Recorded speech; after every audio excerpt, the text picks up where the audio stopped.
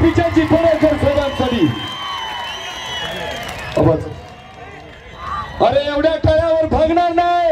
अरे वडीच्या बनातला वाद महाराष्ट्राच्या कानाकोपऱ्यात पोहोचला पाहिजे. आपल्या सर्वांशी बोलतायत महाराष्ट्राचे लोकनेते आदरणीय आमदार गोपीचंद पडळकर साहेब बोलतायत. हात वरती बहुजनांच्या लेकरांची आदरणीय गोपीचंदजी पडळकर साहेबांसाठी. येळकोट ज्यांना ज्यांना बोलता येतंय त्यांनी मागे जय मल्हार म्हणा. येळकोट येळकोट येळकोट येळकोट. बिरोबाच्या नावानं बिरोबाच्या नावानं माकूबाईच्या नावानं बाळू मामाच्या नावानं डॉक्टर बाबासाहेब आंबेडकरांचा छत्रपती शिवाजी महाराज की पुण्यश्लोक अहिल्यादेवी होळकरांचा. मित्रांनो, आज आपल्या बिरोबाच्या पवित्र बनामध्ये आपला दसरा मेळावा पार पडतोय. या दसरा मेळाव्यासाठी महाराष्ट्राच्या कानाकोपऱ्यातून आलेल्या सर्व बांधवांचं मी मनापासून हार्दिक हार्दिक हार्दिक स्वागत करतो.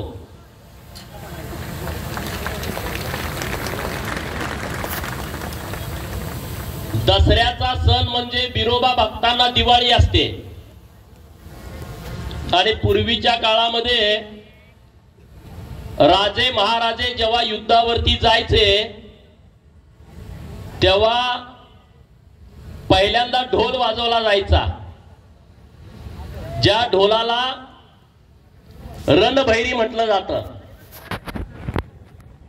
आणि ढोलाचा निनाद हा भल्या भल्यांना धडकी भरवतो. आणि म्हणून महाराष्ट्रातल्या धनगरांनी हा ढोलाचा आवाज गावागावामध्ये वाड्या वस्त्यावरती दऱ्या खोऱ्यामध्ये केला पाहिजे की जेणेकरून प्रस्थापितांना नेहमी धडकी भरत जाईल.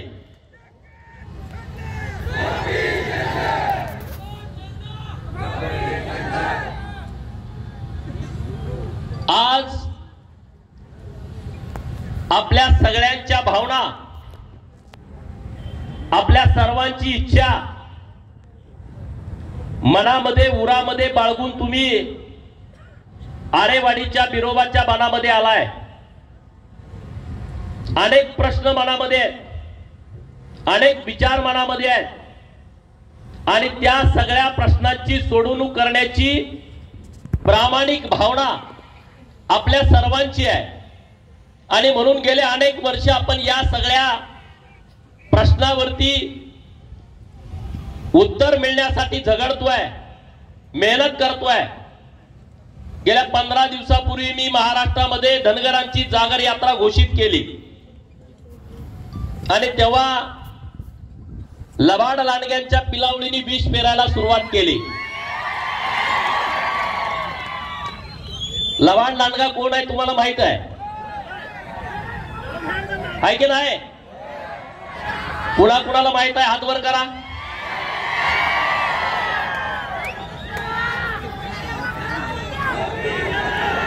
ह्या पिलावळीनी विष पेरायला सुरुवात केली की गोपीचंद पडळकर एका बाजूला धनगराच्या आरक्षणाची लढाई मुंबईच्या उच्च न्यायालयामध्ये सुरू आहे असं बोलतोय, तिथं प्रलंबित आहे असं बोलतोय. आणि दुसऱ्या बाजूला धनगरांची जागर यात्रा काढतोय. मला त्या सगळ्या लोकांना सांगायचं आहे, त्यांच्या पिलावळींना सांगायचं आहे, आपल्याही लोकांना सांगायचं आहे की धनगर समाजाच्या आरक्षणाच्या लढाईमध्ये आपण 2 टप्प्यात चाललोय. प्लान ए, महाराष्ट्रातल्या धनगरांची आरक्षणाची लढाई आपण न्यायालयामध्ये लढतोय आणि न्यायालयानं 8 डिसेंबर, 11 डिसेंबर आणि 15 डिसेंबर या 3 तारखा धनगर समाजाच्या आरक्षणाच्या अंतिम सुनावणीसाठी दिलेल्या आहेत. म्हणजे मी तुमच्या समोर बोलतोय 22 ऑक्टोबरला. आता किती दिवस राहिले तुम्ही मोजा की एवढ्या दिवसामध्ये आपल्या आरक्षणाची अंतिम सुनावणी होते. आणि उच्च न्यायालयाने हेही सांगितलं की नाताळाची सुट्टी झाल्यानंतर धनगर आरक्षणाच्या केसचा निकाल आम्ही देणार आहे. आणि मला 1,00,000% विश्वास आहे, बिरोबाचा आशीर्वाद आहे, माकूबाईचा आशीर्वाद आहे, बाळूमामाचा आशीर्वाद आहे. आणि गेल्या 70 वर्षामध्ये धनगरांच्या वरती जितका अन्याय झाला तितका अन्याय देशातल्या कुठल्याच जातीवरती झाला नाही. आणि त्यामुळं उच्च न्यायालयामध्ये जवळपास माननीय मधु शिंदे यांच्या नेतृत्वाखाली महाराणी अहिल्यादेवी प्रबोधिनी विचार मंचनं किमान 170 पुरावे धनगरांच्या बाजूने सादर केलेले आहेत. आणि दुसऱ्या बाजूला राज्य सरकारनं धनगर या राज्यामध्ये अस्तित्वात नाही हे शपथपत्रावरती दिलं आहे. 2019 ला, 2022 ला आणि 2023 ला सरकारच्या वतीनं पुन्हा 2 शपथपत्र धनगरांच्या बाजूने दिलेले आहेत. म्हणजे जी खरी परिस्थिती होती ती दिलेली आहे. आणि त्यामुळं 1,00,000% निकाल हा आपल्या बाजूने लागेल.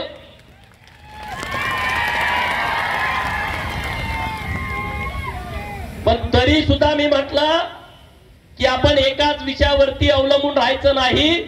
महाराष्ट्रातल्या धनगरांनी रस्त्यावरच्या लढाईला सुद्धा तयार राहिलं पाहिजे.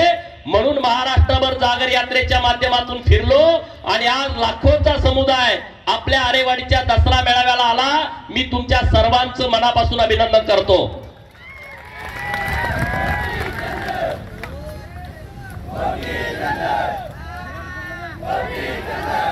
कारण आपल्यामध्ये फूट पडावी असा अनेक प्रयत्न केला जातोय. अनेक ठिकाणी वेगवेगळ्या ठिकाणी तुम्ही कसं विभागला जाल अशा पद्धतीचं षडयंत्र महाराष्ट्रामधून राबवलं जात आहे. बहुजनांचा बुरखा पांघरलेला लांडगा हा बहुजनांच्या विरोधी किती आहे हे आपल्या सगळ्यांना माहित आहे. कारण पहिल्यांदा या महाराष्ट्रामध्ये गरीब मराठा समाजाला आरक्षण मिळालं पाहिजे अशी भूमिका शालिनीताई पाटील यांनी तत्कालीन त्या काळामध्ये आमदार असताना घेतली. तेव्हा त्यांना पक्षातून बाहेर काढलं गेलं. मराठा समाजाला पहिल्यांदा विरोध केला हा लबाड लांडग्यानं पहिल्यांदा विरोध केला. मित्रांनो, आता तुम्ही बघितलं मागच्या 2-3 महिन्यापूर्वी त्यांचा पुतण्या पार्टीतनं फुटला की नाही. आता त्याचा पुतण्या पार्टीतनं फुटला, यामध्ये दुसऱ्याचा काय दोष आहे? हे सगळेजण छगन भुजबळांच्या विरोधामध्ये शिव्याशाप द्यायला लागले. बघितलं तुम्ही मीडियामध्ये. फुटला याचा पुतण्या आणि लागले कुणाच्या माग? छगन भुजबळांच्या. का? हा माळी समाजाचा माणूस आहे, गरीब समाजातला माणूस आहे, तर ह्यांच्या पाठीमागे लागायचं. पहिल्यांदा समता परिषदेमध्ये त्यांनी जे मोठं महाराष्ट्रामध्ये चळवळ उभा केली होती बहुजनांना एक करण्याची, आणि या लांडग्याला माहित आहे बहुजन जर एक झाले तर महाराष्ट्रामध्ये काय होऊ शकतं, म्हणून समता परिषदेला दाबायचा प्रयत्न झाला. डॉक्टर बाबासाहेब आंबेडकरांनी स्थापन केलेला रिपब्लिकन पार्टी ऑफ इंडियाचे तुकडे तुकडे तुकडे केले. त्याच्यानंतर संघर्ष योद्धा माननीय गोपीनाथरावजी मुंडे साहेब या महाराष्ट्राच्या मुख्यमंत्री पदावरती विराजमान झाले असते, परंतु काही आमदारांना फूस लावली आणि माननीय गोपीनाथरावजी मुंडे साहेबांना मुख्यमंत्री पदापासून वंचित ठेवला. बंधारी समाजाचा पहिल्यांदा मुख्यमंत्री महाराष्ट्रामध्ये झाला असता. म्हणजे हे सगळं जे षडयंत्र सुरू आहे या षडयंत्राकडे आपण नीटपणे बघितलं पाहिजे. या महाराष्ट्रातल्या धनगरांची चळवळ पहिल्यांदा स्वर्गीय बी.के. कोकरेंनी 80 आणि 90च्या दशकामध्ये उभा केली, परंतु बी.के. कोकरेंना संपवण्याचं, त्यांची संघटना संपवण्याचं मोठं पाप यांनी केला. माननीय शिवाजीराव शेंडगे बापूंना राजकारणामध्ये काही काळ वापरून घेतलं आणि परत त्यांना बाजूला करून टाकलं, त्यांच्या पूर्ण घराला बाजून करून टाकलं. हे तुम्ही सगळ्यांनी बघितलंय मित्रांनो.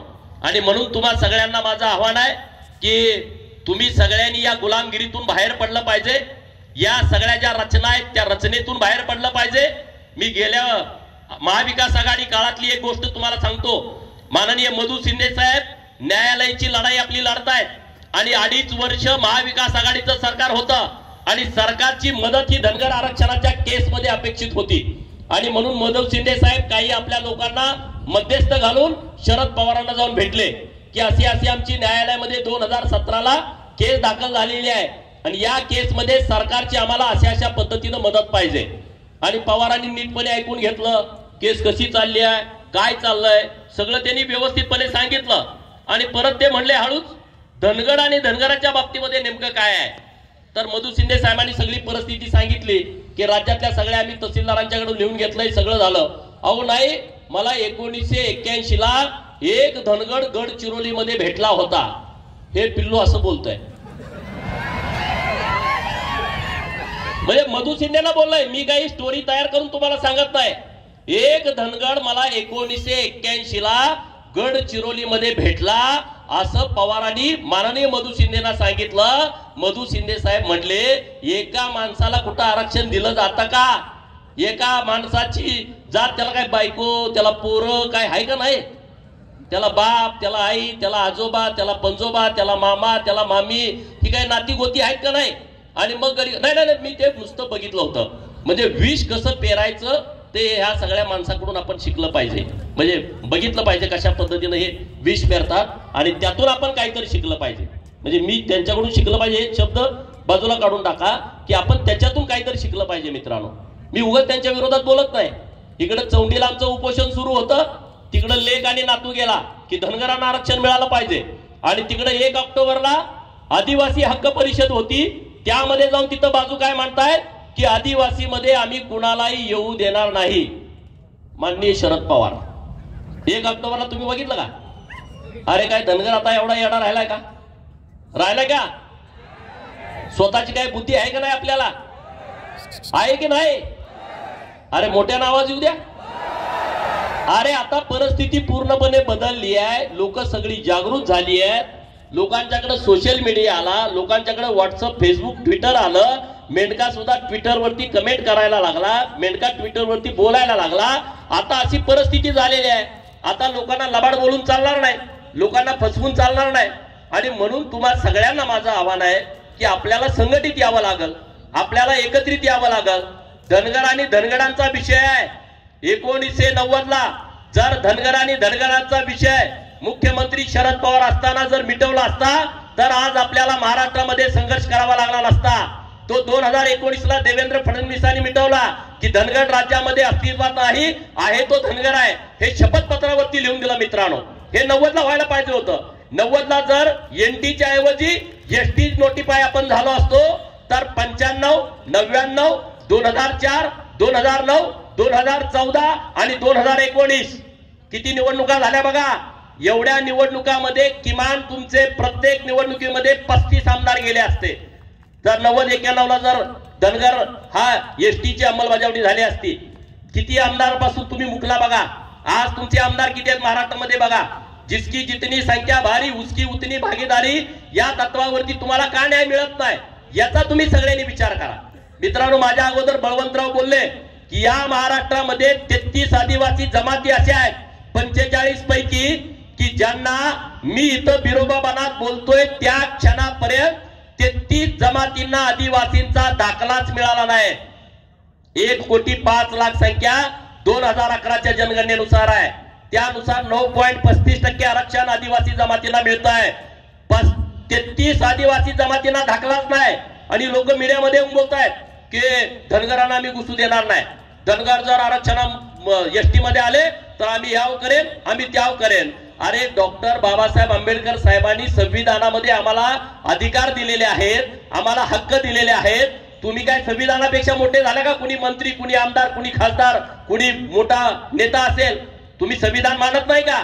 अरे आम्ही संविधानाच्या हक्कानं, अधिकारानं महाराष्ट्रातल्या धनगराच्या आरक्षणाची अंमलबजावणी मागतोय आणि त्याच्या विरोधामध्ये कोणी जरी आला तर त्याला तुडवून जाण्याची आमची सगळ्यांची भूमिका आहे.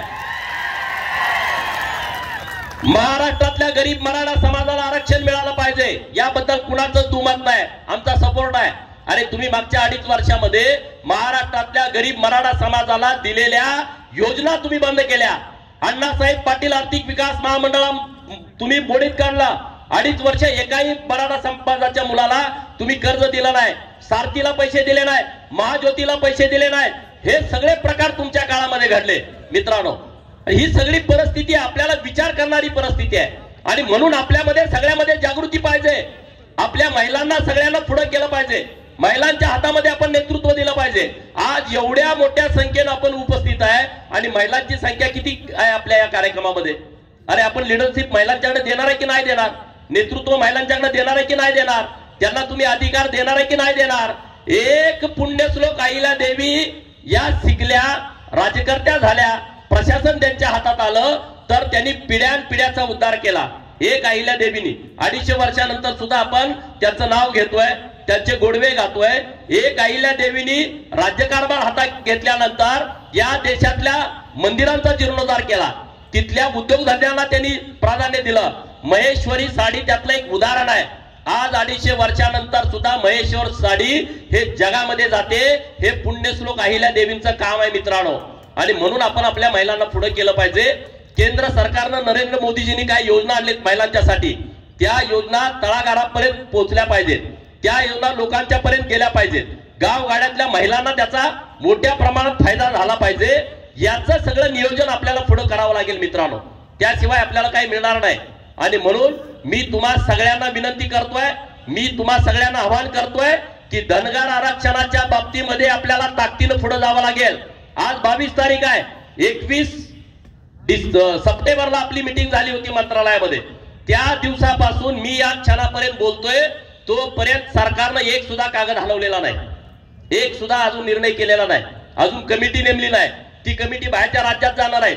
मी काय त्यांना GR दिलेत. परवा माननीय मुख्यमंत्री उपमुख्यमंत्री महोदयांना भेटून छत्तीसगडचा GR दिलाय की हा GR बघितल्यानंतर महाराष्ट्रातल्या धनगरांना राज्य सरकारच अंमलबजावणी करू शकतं. हे इतके सगळे GR दिलेले आहेत, परंतु अजून काही हालचाल नाही.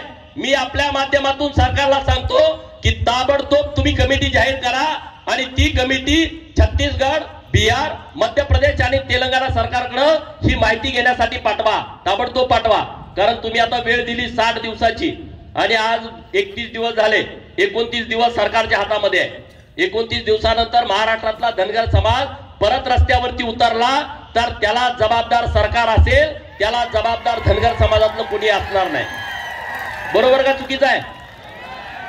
बरोबर आहे का चुकीचं आहे? आणि म्हणून सरकारनं जे काय आम्हाला दिलं ते आम्ही मान्य केलं की धनगरांचा तुम्ही सर्टिफिकेट दिला. धनगर समाजाच्या बाबतीमध्ये 2 ऍफिडेव्हिट दिली. पुण्यश्लोक अहिल्यादेवीला च्या नावानं सोलापूरच्या विद्यापीठाला नाव देवेंद्र फडणवीसांनी दिला. माननीय मुख्यमंत्री आणि उपमुख्यमंत्री महोदयांनी 31 मेला चौंडीमध्ये अहमदनगर जिल्ह्याचं नाव बदलून पुण्यश्लोक अहिल्यादेवी नगर करण्याची घोषणा केली.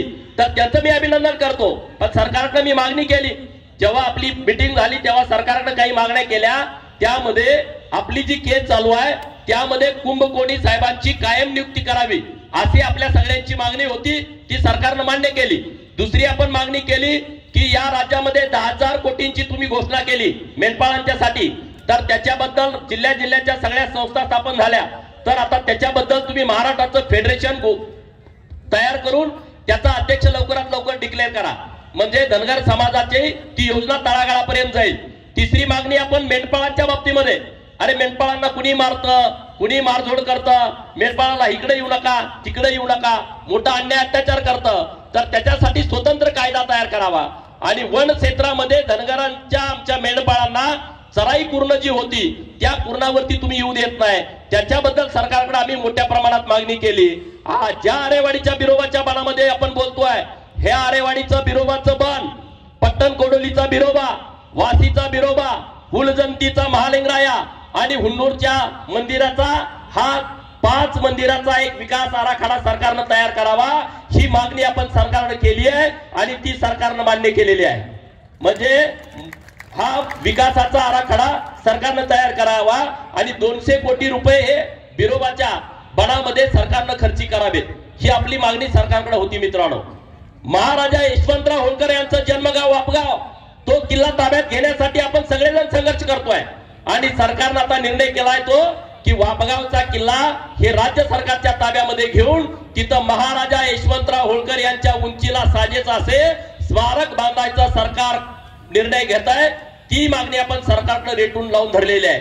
असे अनेक विषय आपण सरकारकडे मागणी करतोय, सरकारकडे पाठपुरावा करतोय, परंतु आपण गावगाड्यातले सगळे छोटे छोटे समाज एकत्रित येणं गरजेचं आहे।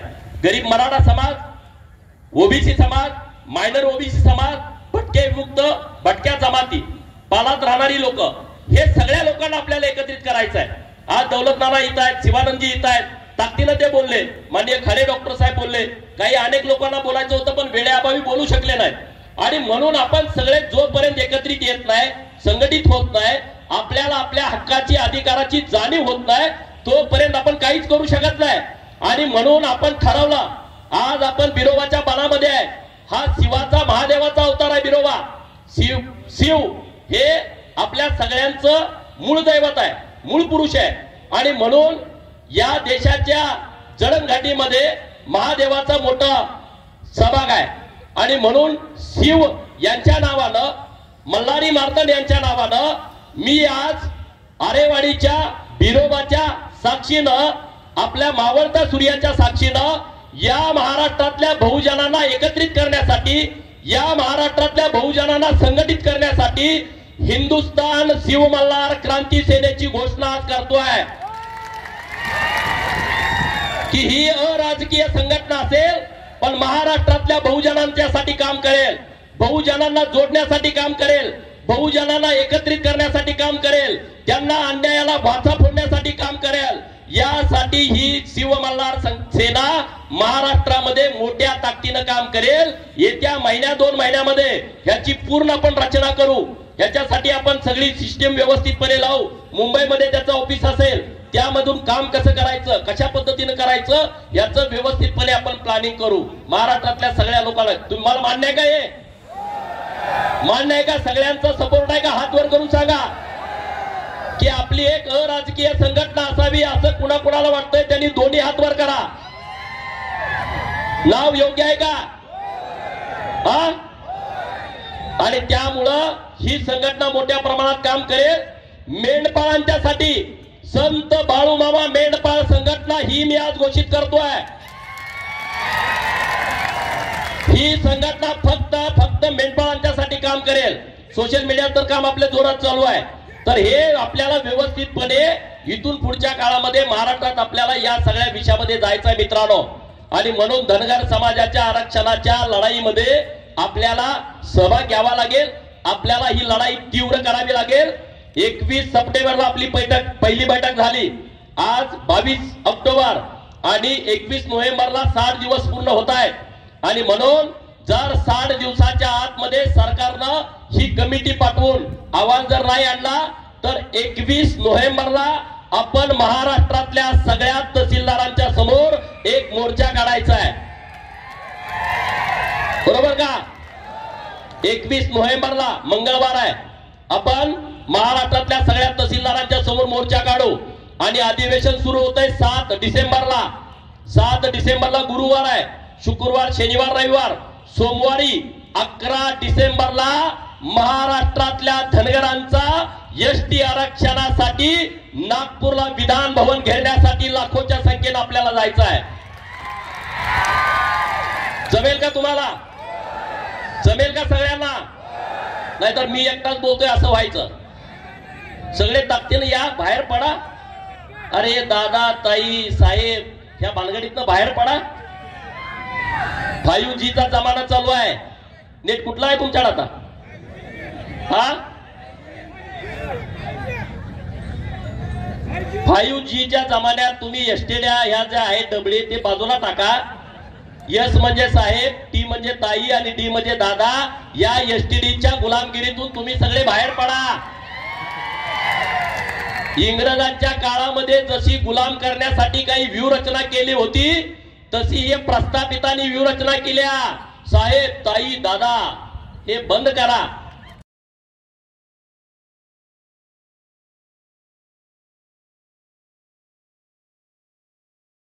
प्रस्थापित पवारांच्या विरोधात लढण्यासाठी केलती का नाही? बरोबर। महाराष्ट्राच्या दऱ्याखोऱ्यामध्ये बीके कोकरे साहेब फिरले, अरे आता आपल्याकडे सगळ्या सुविधा आहेत, आता आपल्याकडे गाड्या आहेत, आपल्याकडे सगळी यंत्रणा आहे. त्या काळामध्ये ते वर्गणी गोळा करायचे, आरेवाडीच्या बनात यायचे, बोकडं कापल्यानंतर कातडं ते वर्गणीमध्ये मागायचे. सगळे पुजारी त्यांना माहित आहे, लोक कातडं त्यांना द्यायची आणि ते कातडं विकून ते चळवळ उभा करायची. अरे मित्रांनो, यशवंत सेनेची स्थापना का केली होती बीके कोकरे साहेबांनी? या प्रस्थापितांच्या विरोधात लढण्यासाठी. आज त्या पवारांच्या सांगण्यावरून यशवंत सेना चालते, याचं मला खूप दुःख वाटतं, वाईट वाटतं या सगळ्या गोष्टीचं. तुम्ही सगळ्यांनी या महिन्यात 2 महिन्यातल्या सगळ्या प्रक्रिया बघितल्या. मी बिरोबाच्या चरणी प्रार्थना करतो, आमच्या या सगळ्या युवा पोरांना सुबुद्धी दे, चांगली बुद्धी दे की या प्रस्थापितांच्या विरोधात लढण्यासाठी यशवंत सेनेचा मोठ्या प्रमाणात वापर झाला पाहिजे मित्रांनो, नाहीतर त्याचा काही उपयोग होणार नाही. आणि म्हणून तुम्हा सगळ्यांना आरेवाडीच्या बिरोबाच्या बनामधून मी तुम्हा सगळ्यांना इतकं सांगतो, या वर्षीची दिवाळी आपण पालातल्या लोकांच्या बरोबर साजरी करायची. कुणाकुणाला जमल सांगा पालातल्या लोकांच्या बरोबर? अरे आपली संख्या इतकी मोठी आहे, आपल्याला न्याय मिळत नाही. गरीब मराठा समाजाची एवढी महाराष्ट्रात संख्या आहे, त्यांना न्याय मिळत नाही. अरे पालातल्या लोकांना काय मिळालं? अजून त्यांना जन्माचा दाखला नाही, त्यांच्याकडं मतदान कार्ड नाही, त्यांच्याकडे आधार कार्ड नाही, त्यांचं शाळेमध्ये नाव नाही. जे सगळे आपल्या गावात राहतात, आपले भटके विमुक्तातले आपले भाऊ आहेत. आणि म्हणून या वर्षीची दिवाळी आपण पालातल्या लोकांच्या बरोबर केली पाहिजे. आपल्या पोराला एक ड्रेस आणला, आपण त्या मुलाला एक ड्रेस आणला पाहिजे. अरे आपण त्याची जबाबदारी घेतली पाहिजे ना. आणि म्हणून मी या वर्षीची दिवाळी माझ्या पालातल्या भावांच्या बरोबर करणार आहे. तुम्हालाही माझं आव्हान आहे, तुम्हालाही माझी विनंती आहे की तुम्ही सुद्धा मोठ्या ताकदीनं मोठ्या प्रमाणामध्ये पालात, नाही तर नुसते फोटो काढाय पुरते नको करावं, मग त्याचा काही उपयोग नाही. नुसता एक फोटो काढला सोशल मीडियात टाकला. आपल्याला त्या लोकांना आपल्या बरोबर घ्यायचं आहे. आपण आपल्या सगळ्या ज्या संस्कृती आहेत, आपल्या परंपरा आहेत, आता आदिवासी समाज जमातीची एक वेगळी परंपरा आहे, वेगळी संस्कृती आहे, त्यांच्या चालीरीती वेगळ्या आहेत. अरे आपली पण एक चालीरीती आहे ना, आपली एक परंपरा आहे. माझ्या डोक्याला पिवळा फेटा आहे, कुणी जर बघितलं मग हा धनगर आहे, आमचं गजरनाट्य आहे, आमचं ओव्या आहे, हे आपण जपलं पाहिजे ना. अरे आपल्या कुठल्याही कार्यक्रमामध्ये ओव्या ठेवल्या पाहिजेत, कुठल्याही कार्यक्रमामध्ये गजी ढोलाचा कार्यक्रम ठेवला पाहिजे. लग्नामध्ये ते काहीतरी फ्री शूट आलंय, काहीतरी लग्ना अगोदर ते नवरा बायको फोटो काढतात आणि मला काय काय आमची मुलं दाखवतात की लग्नाच्या अगोदर धनगरी फेटा, खांद्यावरती घोंगडं आणि हातामध्ये काठी, असं शूट करणारे फोटो बघ. मला त्याचा खूप अभिमान वाटतो. तुम्ही पण हे केलं पाहिजे ना सगळ्यांनी. अरे आज जर सगळे डोक्याला पिवळे फेटे बांधून आला असता तर काय बिघडलं असतं? बरं वाटलं असतं ना. आपली जी परंपरा आहे, आपली जी संस्कृती आहे, आपण किती जरी मोठं झालं तर त्याचं आपण जतन केलं पाहिजे, त्याच्यासाठी आपण प्रयत्न केला पाहिजे. हे सगळं काम आपल्याला हातामध्ये घ्यायचं आहे मित्रांनो. हे सगळं काम तुम्ही हातामध्ये घ्या.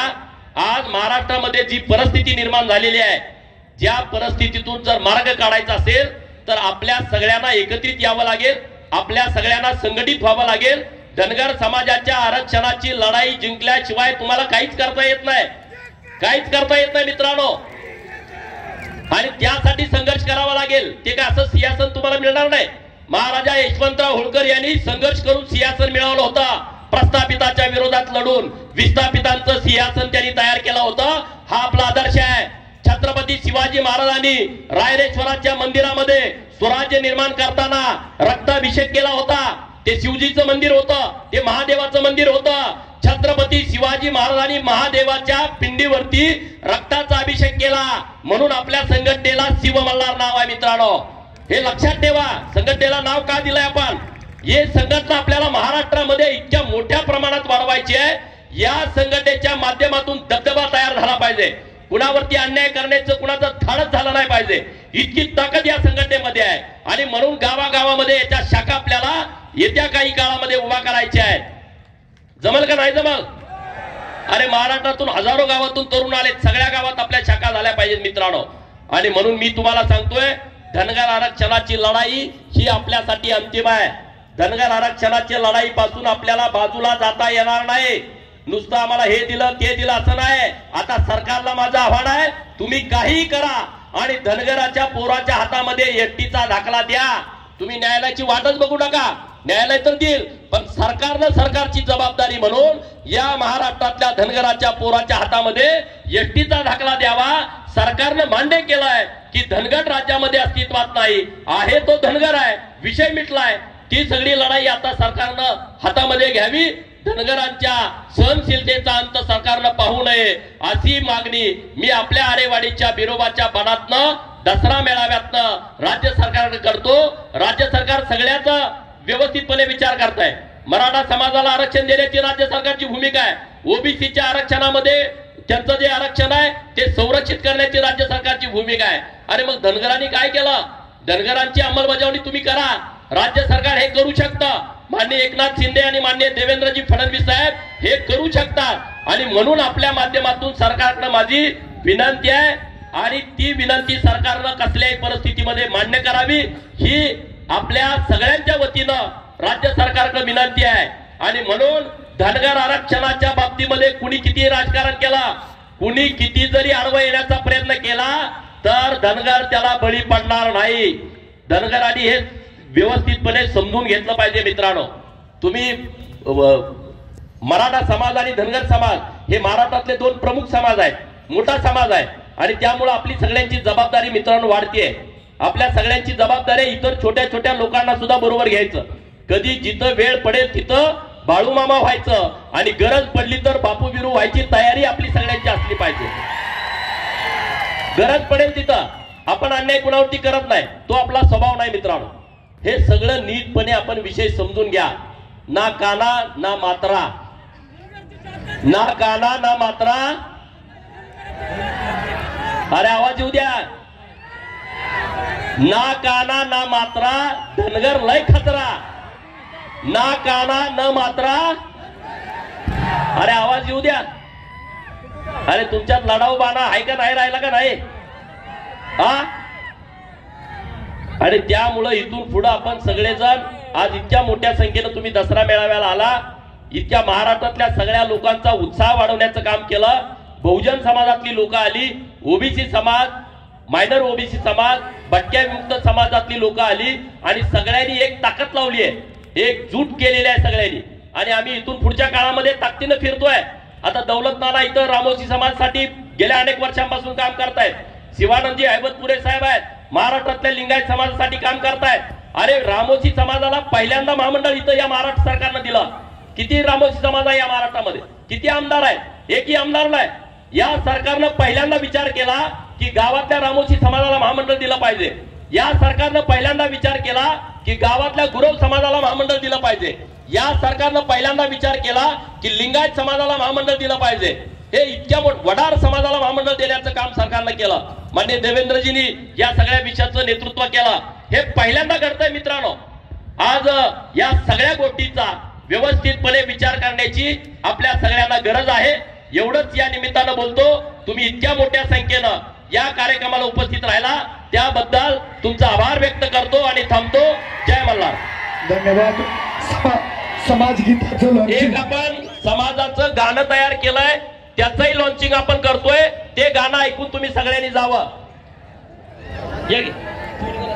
आदरणीय दौलत नानांच्या शुभ हस्ते रामोशी समाजाच्या वतीनं कुऱ्हाड आणि घुंगड्या देऊन सन्मान होतोय. एकदा जोरदार टाळी झाली पाहिजे.